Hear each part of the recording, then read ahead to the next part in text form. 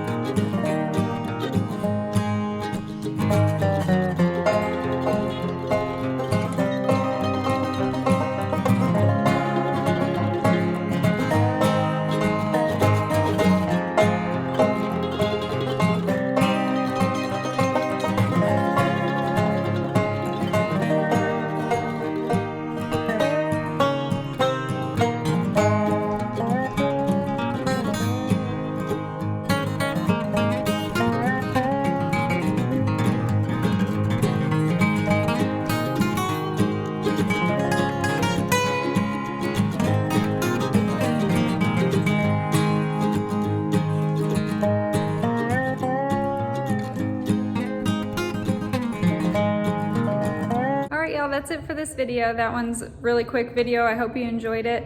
It's great for a summer snack, for after dinner for the kids if they want a little ice cream. It's a healthy version. So let me know if you guys try it and what you think. I'll see you next time.